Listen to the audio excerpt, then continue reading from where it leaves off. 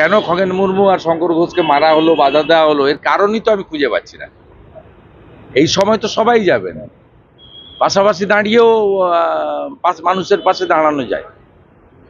এই কালকের ঘটনাটা ওনারা কেন ঘটালেন, এবং ঘটানোর পরে যেভাবে ওনাদের মুখপাত্র জাস্টিফাইড করছেন এবং পুলিশ মন্ত্রী যেভাবে কন্ডেম না করে দোষীদের গ্রেপ্তারের নির্দেশ পুলিশকে না দিয়ে উল্টো দিকে বলছেন যে এমন না হওয়াই ভালো ছিল, সবাই মিলে করা উচিত ছিল ইত্যাদি ছিল। ঘটনাটাকে উনি যদি সঙ্গে সঙ্গে গ্রেপ্তার করতেন এবং নিন্দা করতেন, তাহলে তো মুখ্যমন্ত্রী তার রাজধর্মটা পালন করতে পারতেন।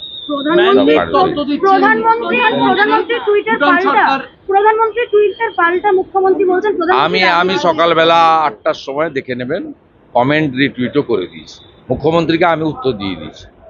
প্রধানমন্ত্রীর উত্তর দেওয়ার দরকার, অনেক বড় ব্যাপার, ওয়ার্ল্ড লিডার, তার জন্য বিরোধী দল নেতা এনাফ, আমি উত্তর দিয়ে দিচ্ছি।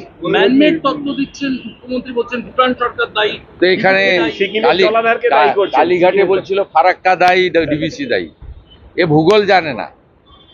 ওনাকে বলবো ভূগোল পড়ুন, ক্লাস 7-এ ভূগোলের বই পাঠিয়ে দেবো, ভূগোল পড়ুন।